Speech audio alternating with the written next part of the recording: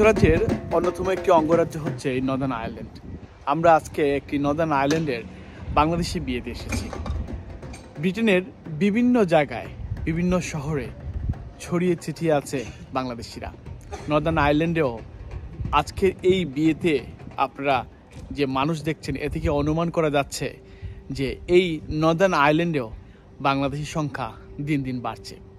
আর এখানকার যারা আছেন তারা একইভাবে ক্যাটারিং ইন্ডাস্ট্রি, বিভিন্ন প্রফেশনাল জব এবং এখানকার যারা সন্তানেরা আছেন, যারা এখানে বর্ন এবং ব্রড আপ হচ্ছেন, তারা কিন্তু বিভিন্ন নামকরা ইউনিভার্সিটি থেকে ডিগ্রি নিয়ে এদেশের অনেক স্বনামধন্য প্রতিষ্ঠানে কর্মরত আছেন। আজকে আমরা আপনাদেরকে নিয়ে আসলাম নর্দার্ন আয়ারল্যান্ডের এবং দেখাচ্ছি একটি বাংলাদেশি বিয়ে এখানে হচ্ছে।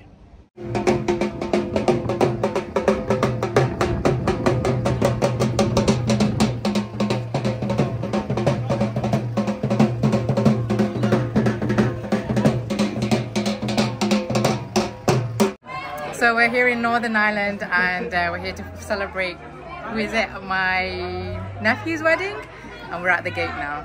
এটা তো একদম খুবই নাইস এবং আমরা তো এখানে বাঙালি খুবই কম, হ্যাঁ, খুবই অল্প সংখ্যক বাঙালি আমরা, তো তার মাঝে একদম গ্র্যান্ড পার্টি এটা।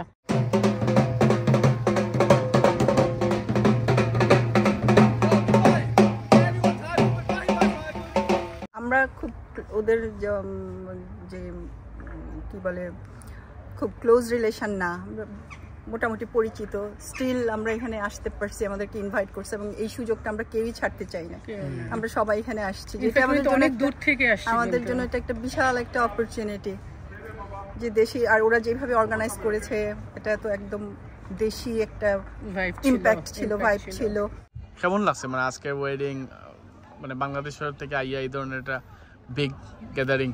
আসলে আমি প্রথম নর্দার্ন আয়ারল্যান্ডে এসেছি, লাগছে আমার একলা খেলা, বাট ওরকম একটা বিগ ওয়েডিং আইয়া আমার খুব ভালো লাগছে।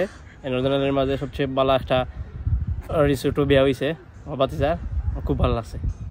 Yeah, it was beautiful. It was different to what I am used to, but it was very nice. It's excellent. The place is very beautiful and the food and everything was very nice. I enjoyed it.